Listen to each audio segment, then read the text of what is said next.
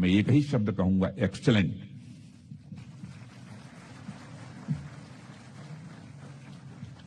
और इसे मैं केवल एक परफॉर्मेंस के रूप में नहीं देखता हूं, बल्कि मैं इसे हमारी समृद्ध सांस्कृतिक विरासत, अनुशासन और आपकी सामूहिक भावना और राष्ट्र प्रेम की जीवंत अभिव्यक्ति के रूप में इसे देखता हूं। साथियों, आज नेशनल कैडेट कोर के रिपब्लिक डे कैंप में आप सभी ऑफिसर्स, एनसीसी कैडेट्स के बीच उपस्थित होकर सचमुच मुझे बेहद खुशी हुई है। हमारे ऑफिसर्स की तो मैं समय समय पर मिलता ही रहता हूं, लेकिन अपना पूरा प्रयास यह रहता है कि मैं एनसीसी कैडेट से भी अवसर आए तो मैं मिलूं। हर वर्ष आरडीसी में आप सबके बीच आना मुझे बेहद अच्छा लगता है, और इसके पीछे दो कारण हैं।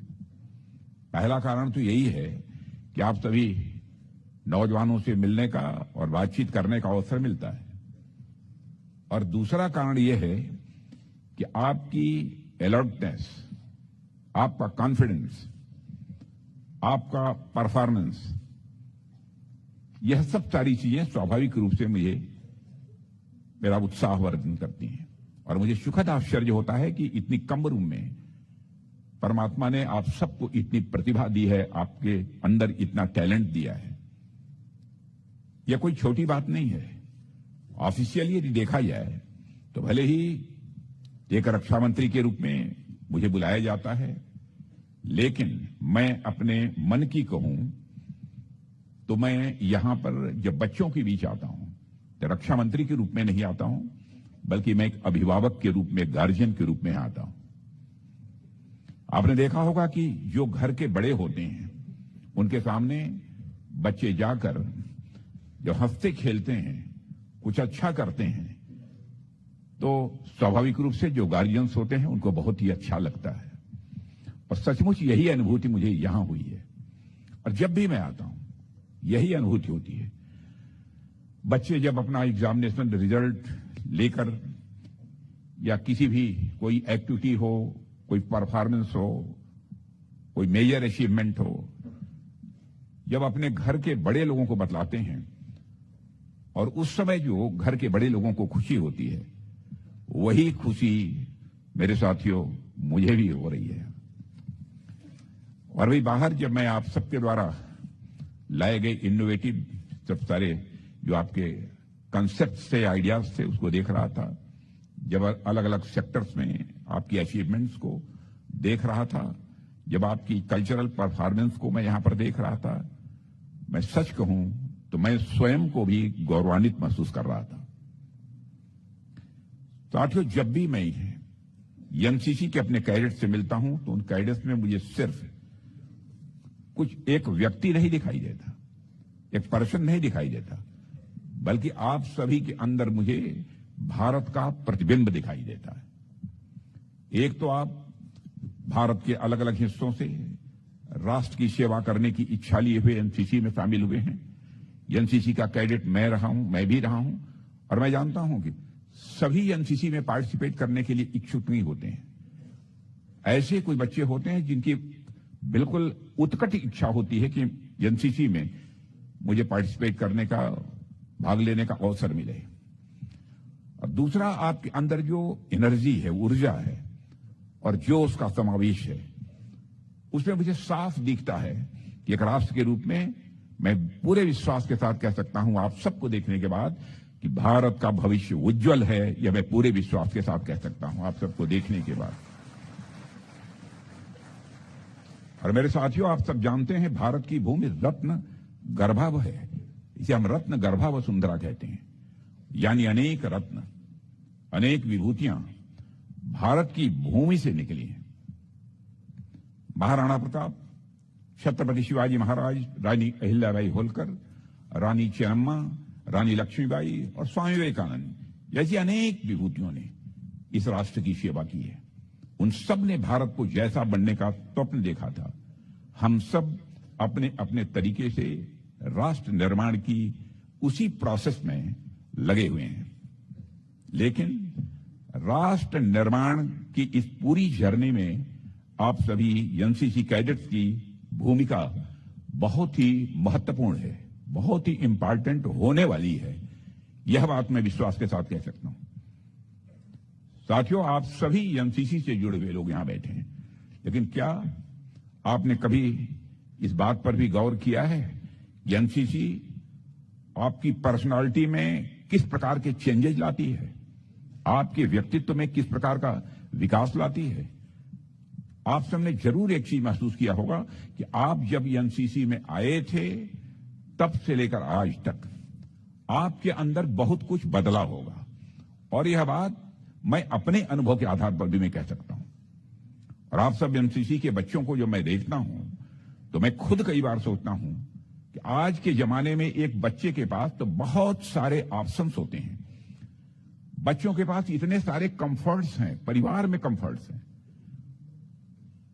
कि आप आराम से मोबाइल या लैपटॉप को ओपन करके ऑनलाइन लेक्चर्स सुन सकते हैं, बहुत सारी पिक्चर्स देख सकते हैं, और इन सब सारी चीजों के अलावा आप पढ़ाई लिखाई भी ठीक तरीके से कर सकते हैं।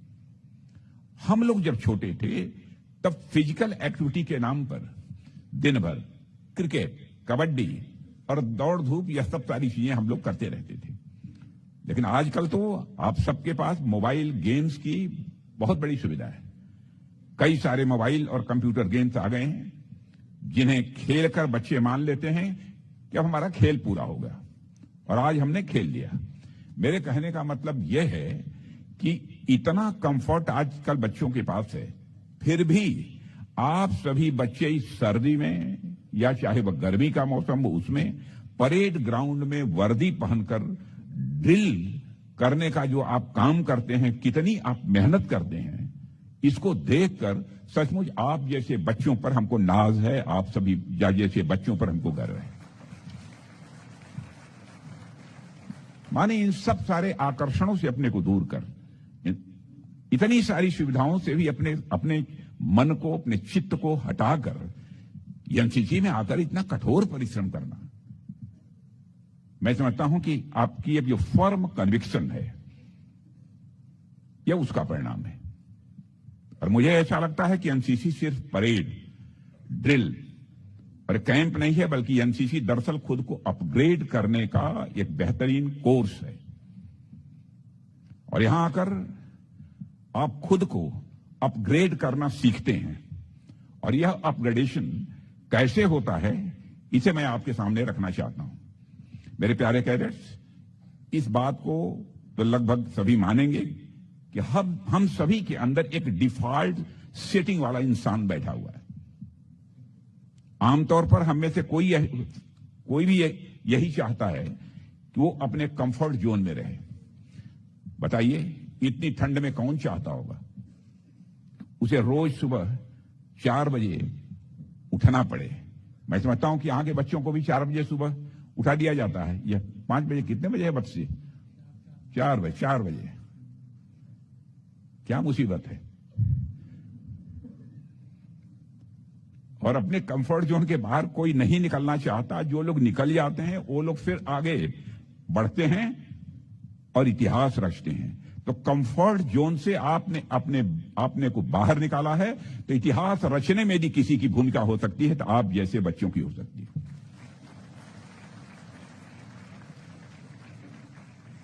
एनसीसी उस कंफर्ट जोन से निकालने में आपकी मदद करती है।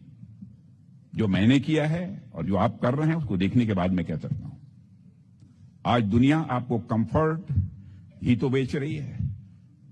चले जाइए टेलीविजन के पर्दे पर देखिए, कैसे आपको कंफर्ट हासिल होगा, यही आपको दिखाने की कोशिश की जाती है बहुत सारी कंपनीज के द्वारा, बहुत सारे विज्ञापनों के द्वारा। वीडियो गेम्स, फूड डिलीवरी और भी तमाम तरह की चीजें मनुष्य के जीवन में आराम लाने के लिए ही तो होती हैं। घर बैठे ऑर्डर दीजिए, 10 मिनट के अंदर कोई भी आइटम आपके घर के अंदर मौजूद होगा। लेकिन वास्तव में जिंदगी की असली मस्ती जिसे कहते हैं, मैं मस्ती शब्द का प्रयोग कर रहा हूं, असली उपलब्धि उस जोन से बाहर है, उस जोन में नहीं है, कंफर्ट जोन में नहीं है। उसी जोन में है जिसमें थोड़ी कठिनाई है, थोड़ी मेहनत है, और जिस जोन में देश के लिए और समाज के लिए कुछ कर गुजरने का जज्बा होता है। साथियों, सुबह उठकर पीटी करना, भूख प्यास में भी टीम के साथ खड़े रहना, यह सब आपसे और आपके कंफर्ट जोन पर अटैक करवाता है।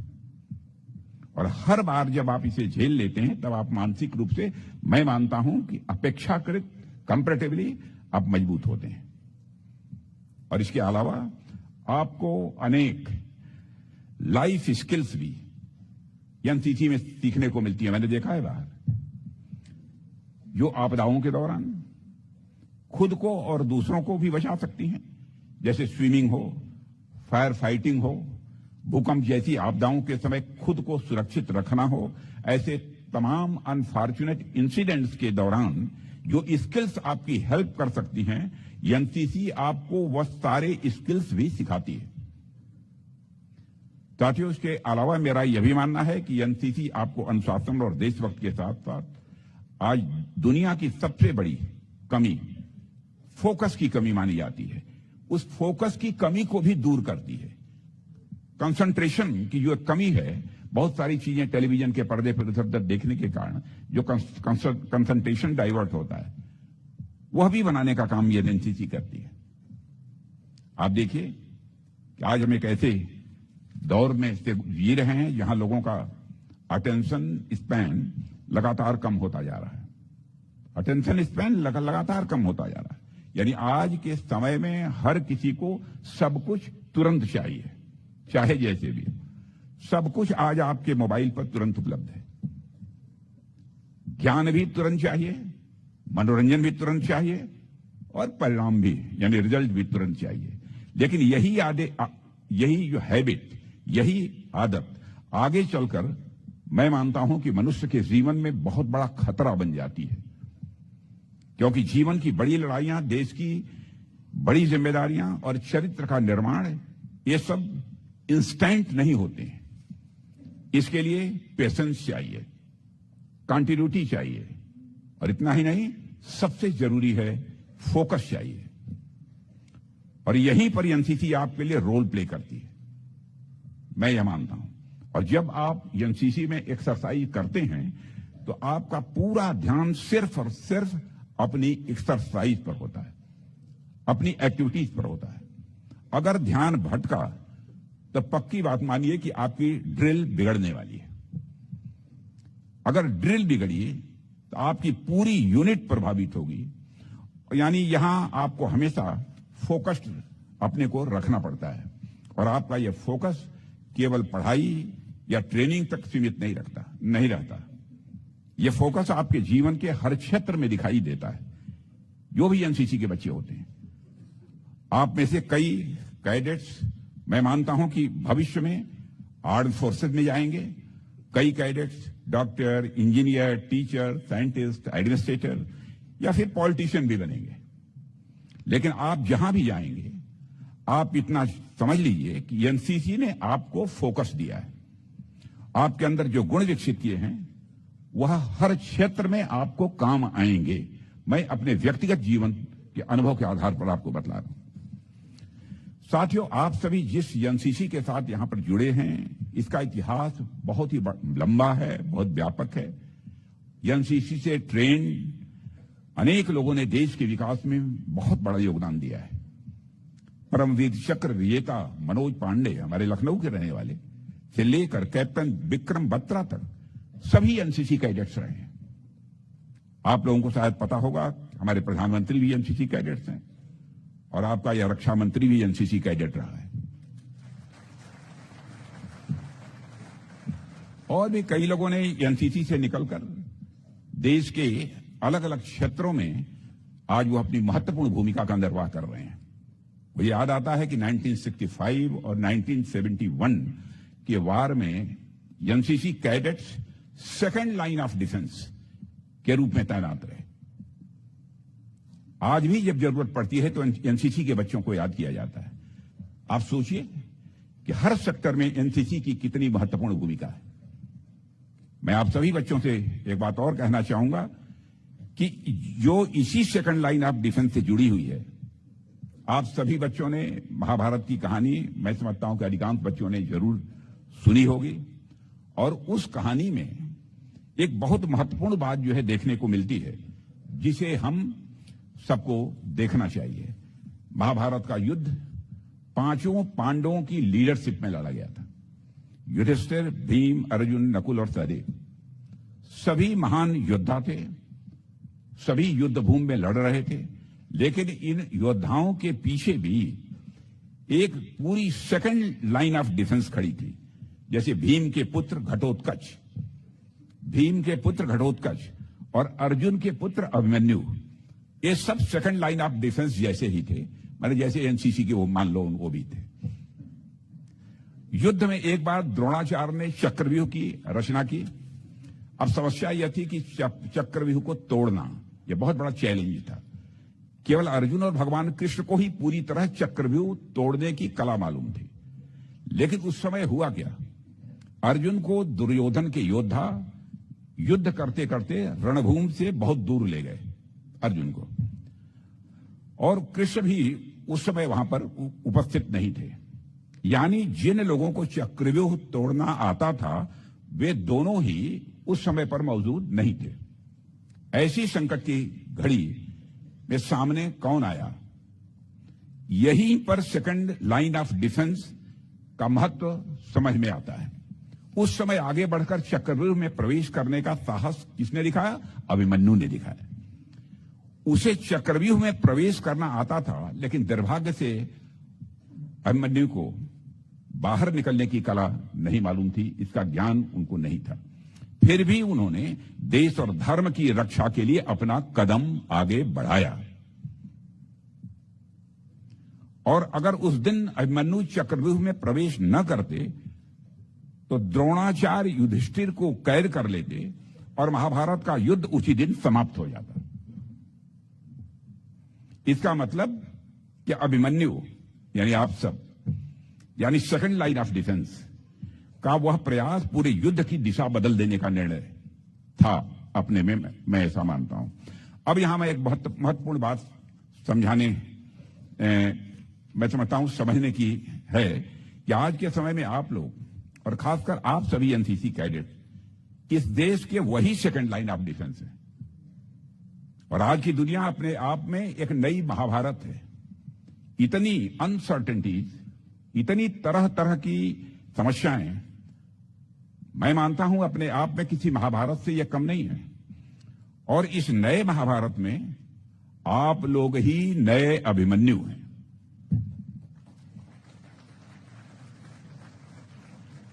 और आप सबके अंदर, बच्चों मैं कह सकता हूं, वही साहस है, वही समझ है और वही जिम्मेदारी है जो मैं महसूस करता हूं। बल्कि मैं कहूंगा कि आप सभी बच्चे नए भारत के नए अभिमन्यु हैं। आप सभी बच्चे नए भारत के नए अभिमन्यु हैं जिन्होंने अपने इतिहास से सीखा है। और मुझे विश्वास है कि आप जैसे भारत के नए अभिमन्यु किसी भी प्रकार के चक्रव्यूह में प्रवेश करना भी जानते हैं और उनसे विजयी होकर बाहर निकलना भी जानते हैं। उस अभिमन्यु और इस अभिमन्यु में यह अंतर है। साथियों, जब मैं आज के युग को महाभारत कह रहा हूं, इसे मैं कोई बहुत बढ़ा चढ़ाकर बोलने की कोशिश नहीं कर रहा हूं। आप सभी बच्चे एनसीसी के अलावा या तो स्कूलों में होंगे या कॉलेज में होंगे, कुछ न कुछ पढ़ाई कर रहे होंगे जितने यहां पर मौजूद हैं। और उसमें आप देश दुनिया की खबरों के बारे में भी जानकारी टेलीविजन के माध्यम से, अन्य माध्यमों से रखते ही होंगे कि दुनिया में इस समय क्या चल रहा है। जैसा कि मैंने अभी कहा कि किस तरह दुनिया इस समय अनसर्टेनिटीज के दौर से गुजर रही है। इतनी अनसर्टेनिटीज हमारे आसपास फैली हुई है कि कब किस मोर्चे पर क्या हो जाए कुछ कहा नहीं जा सकता। ऐसे में इस देश का नौजवान, इस देश की का सबसे बड़ा रिसोर्स फिजिकली, मेंटली और इमोशनली यह हर तरह से तैयार रहना चाहिए, ऐसा मेरा मानना है। और आपने देखा होगा कि कुछ ही महीने पहले हमारी आर्म्ड फोर्सेज ने पहलगाम की दुर्भाग्यपूर्ण और कायराना आतंकी हमले की घटना का जवाब देते हुए पाकिस्तान में बैठे आतंकियों और उनके सरपरस्तों को और आतंकी ठिकानों को तबाह कर दिया। हमारी आर्म्ड फोर्सेस ने बेहद धैर्य के साथ कार्रवाई की। हम चाहते तो और भी कुछ कर सकते थे, लेकिन राम की मर्यादा का भी हम लोगों ने ध्यान रखा। जिन मोहि मारा तिन मोहि मारा, जिन्होंने हमको मारा था हम लोगों ने केवल उन्हीं को टारगेट किया, उन्हीं को मारा, वहां की जनता को नहीं मारा। इस मर्यादा का भी हम लोगों ने पालन किया था। इसलिए बच्चों, जीवन में मर्यादा किसी भी सूरत में नहीं टूटनी चाहिए, बराबर हम सबको कासत रहना चाहिए। मर्यादाओं का पालन आप जीवन में करोगे, आपका व्यक्तित्व लोगों की नजरों में सदैव ऊंचा उठता चला जाएगा। यह जो कुछ भी हमारी आर्म्ड फोर्सेज ने किया, यह इसलिए संभव हो पाया क्योंकि हमारी सेनाएं फिजिकली, मेंटली और इमोशनली हर तरह से मजबूत हैं। ऑपरेशन सिंदूर के बाद मैं भुज में अपने सैनिकों के साथ मिलने गया था और मुझे अपने वीर जवानों के साथ साथ वहां की कुछ एनसीसी के कैडेट से भी मिलने का अवसर मिला था। और यह देखकर मुझे बहुत अच्छा लगा कि हमारी सेकंड लाइन ऑफ डिफेंस भी अपने पूरे जोश में है। जैसे हमारे आर्म फोर्स के फोर्सेस जवान थे, वैसे ही हमारे एनसीसी कैडेट्स। और मुझे यह भी बताया गया कि ऑपरेशन सिंदूर के दौरान देश भर में जब मॉक ड्रिल्स किए गए तो उसमें हमारे एनसीसी कैडेट्स ने भी जनता को जागरूक करने में बहुत ही महत्वपूर्ण भूमिका आप सबने निभाई है।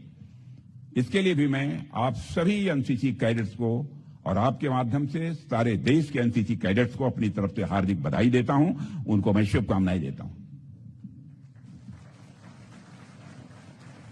और साथियों, एनसीसी आपके अंदर वो सारे गुण डेवलप करती है जो आपको हर तरीके से मजबूत बनाते हैं। और आपकी यही मजबूती राष्ट्र को 2047 तक विकसित राष्ट्र बनाने में सहायक सिद्ध होगी। और आज आप सब देख भी रहे हैं कि हमारा देश विकास की एक नई रफ्तार लेकर तेजी से आगे बढ़ रहा है। बिजली, सड़कें, अस्पताल, इंफ्रास्ट्रक्चर डेवलपमेंट, हर क्षेत्र में स्वाभाविक रूप से कोई भी 10 साल 12 साल पहले की बात करेगा और आज की तुलना करेगा तो कहेगा सर्वत्र हमको, सभी जगह हमको इंप्रूवमेंट देखने को मिल रहा है। एक समय ऐसा था जब रिसोर्सेज के नाम पर हमारे पास बहुत सीमाएं थी, हमारी लिमिटेशंस थे हमारे। अतीत में इस देश के लोगों ने गरीबी और भूखमरी जैसे संकट को भी झेला है। और वह दौर ऐसा था कि दुनिया की किसी मैगजीन में गरीबी दिखाते हुए एक तस्वीर छपती थी तो यह मान लिया जाता था कि यह तस्वीर भारत की ही होगी। यह स्थिति एक समय भारत की थी, लेकिन वहां से निकलकर आज तक पहुंचने में हमने बहुत लंबा सफर तय किया है। और हम अब एक ऐसे दौर में आ गए हैं जहां आप जैसे युवाओं से लोगों की अपेक्षाएं और अधिक बढ़ गई हैं। और वह दो पंक्तियां हैं, मैं समझता 2 पंक्तियां हैं ना, कि हम लाए हैं तूफान से कश्ती निकाल के, इस देश को रखना मेरे बच्चों संभाल के। तो आगे चलकर देश को संभालने की जिम्मेदारी यदि किसी के कंधों पर जाने वाली है तो आप जैसे बच्चों के कंधों पर ही जाने वाली है। और बच्चों, आप सब, आपको एहसास नहीं होगा, आप सब राष्ट्र की अमूल्य धरोहर हैं। आपके कंधों पर देश के भविष्य की बहुत बड़ी जिम्मेदारी है। मुझे पूर्ण विश्वास है कि इस दायित्व को पूरी निष्ठा, कौशल, साहस के साथ आप निभाने की आपके अंदर क्षमता है। अभी परसों हमारा देश गणतंत्र दिवस मनाने जा रहा है, मैंने डे आफ्टर टुमारो। और गणतंत्र दिवस आप जानते हैं कि हमें याद दिलाता है कि किस तरह से हम भारत के लोकतंत्र के प्रति, हमारे संवैधानिक मूल्यों के प्रति अपने संकल्प को और हम मजबूत करें, यह हमको याद दिलाता है। संविधान हमारे लिए सिर्फ एक ग्रंथ नहीं है या सिर्फ एक किताब भर या नहीं है, बल्कि वह हमारे सोशल, पॉलिटिकल, कल्चरल और तरह तरह के जो राइट्स और ड्यूटीज हैं उनको मजबूत करने का मैं मानता हूं कि एक माध्यम है। और साथियों, हमारा संविधान हमें जैसा व्यक्ति बनाना चाहता है, जैसा मनुष्य बनाना चाहता है, हम वैसे मनुष्य बनने की ओर अग्रसर हों। और यह बात मैं सिर्फ एनसीसी के अपने साथियों से नहीं कह रहा हूं, बल्कि देश भर के नौजवानों से मैं यह कहना चाहूंगा। और हम सभी को अपने संविधान को जानना भी चाहिए और समझना चाहिए। मैं आप एनसीसी के बच्चों से भी कहूंगा, आप जहां सब कुछ करते हैं, थोड़ा सा संविधान भी का भी अध्ययन आपको करना चाहिए। उसकी भी जानकारी, चाहे आप आर्ट्स के स्टूडेंट हों, साइंस के हों, टेक्निकल एजुकेशन हासिल कर रहे हो, कॉन्स्टिट्यूशन के बारे में भी थोड़ी बहुत जानकारी हासिल करने की कोशिश करो। कॉन्स्टिट्यूएंट असेंबली की जो स्पीचेज हुई हैं, यदि आप उन स्पीचेज को पढ़ोगे तो आपको समझ में आएगा कि यह कॉन्स्टिट्यूशन का यह क्लास, इस क्लास के पीछे की स्पिरिट क्या है, उसकी जानकारी मिलेगी। इसलिए मैं समझता हूं कि एक नई बात मैं आपके सामने रखना चाहता हूं कि हर चीजों के अलावा कॉन्स्टिट्यूशन को भी आपको पढ़ने की कोशिश करनी चाहिए। और संवैधानिक व्यवस्था के द्वारा जो हमें कर्तव्य और अधिकार मिले हैं, उनका पालन हमको जीवन भर करना चाहिए, कभी भी उससे हमको डेविएट नहीं होना चाहिए। और मैं मानता हूं कि इस पूरी मुहिम में एनसीसी कैडेट्स एक फ्लैग लीडर की भूमिका निभा सकते हैं, फ्लैग लीडर की भूमिका निभा सकते हैं, मेरा ऐसा विश्वास है। और अभी कुछ ही दिनों पहले विकसित भारत यंग लीडर डायलॉग में पार्टिसिपेट कर रहे आपके जैसे कुछ ऊर्जावान बच्चों से भी हमारी बात हुई थी। मैं जब ऐसे बच्चे मिलते हैं मैं खूब बात करता हूं। उन बच्चों ने वीमेन लेड डेवलपमेंट और मेकिंग भारत आत्मनिर्भर तथा विकास की और विरासत भी जैसे कई मुद्दों पर अपने विचार रखे।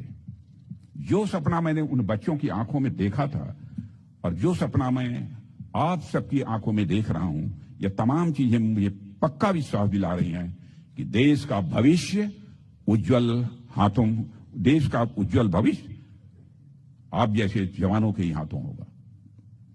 हमारे प्रधानमंत्री समेत पूरे देश ने विकसित भारत का जो सपना है वह आप सभी के दम पर पूरा होगा। उनका यह स्वप्न, इसका भी मुझे पक्का विश्वास है। और बच्चों, एक महत्वपूर्ण विषय की ओर मैं आपका ध्यान दिलाना चाहूंगा। आपने देखा होगा कि आर्म फोर्सेज में जब भी कोई बड़ा कार्यक्रम होता है, चाहे वो परेड हो, एक्सरसाइज हो या कोई फंक्शन हो, तो वहां सिर्फ एक ही योजना नहीं बनती है, वहां हमेशा प्लान ए होता है, प्लान बी होता है और प्लान सी भी तैयार होता है।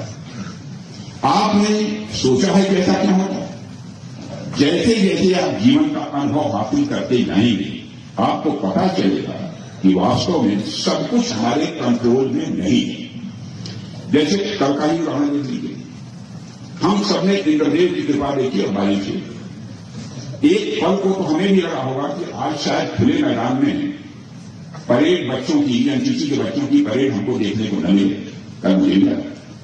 लेकिन बच्चों, हमारे मंत्रालय के अधिकारी, हमारे आर्म फोर्सेस, पैरामिलिट्री फोर्सेस और एनसीसी के लिए यह कोई समस्या नहीं थी, क्योंकि उन्होंने अपने पास विकल्प अल्टरनेट तैयार रखे थे कि अगर बारिश हो जाए तो क्या करना है और यदि मैदान गीला हो जाए तो कहां जाना है।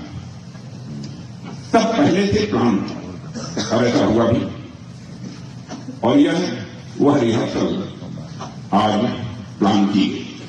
अब इसे जिंदगी से जोड़कर समझिए। जब आपके पास से सही रास्ता होता है और वो रास्ता बंद हो जाता है तो इंसान घबरा जाता है। उसे लगता है कि अब जो कुछ भी होना था वो हो चुका है, सब सारी चीजें खत्म हो गई है। लेकिन जब आपके पास विकल्प होता है तो आप हताश नहीं होते और आप टूटते नहीं, आप डरते नहीं, क्योंकि आपको पता होता है कि अगर यह नहीं हुआ तो मैं दूसरा रास्ता भी चुन सकता हूं। इसलिए मेरे बच्चों, जीवन में सफलता पानी है माई वे और हाईवे से आगे एक मिलिट्री वे अपने दिमाग में बराबर होना चाहिए।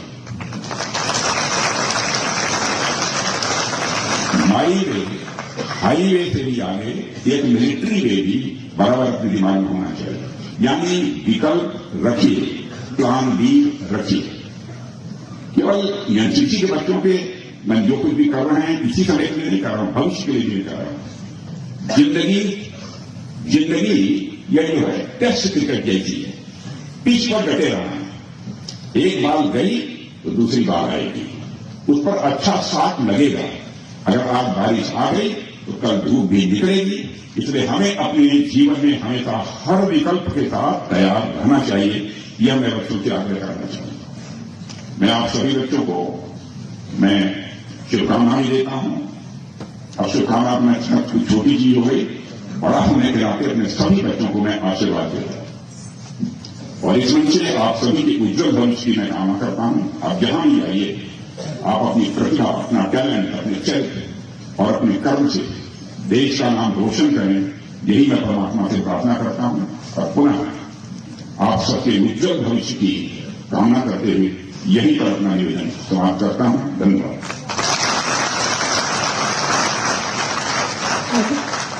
रक्षा मंत्री जी से अनुरोध करती हूँ कि वे मंच पर आकर प्रतिभागियों को प्रशंसा के रूप में उपहार भेंट करें। डीजीएनसीसी माननीय रक्षा मंत्री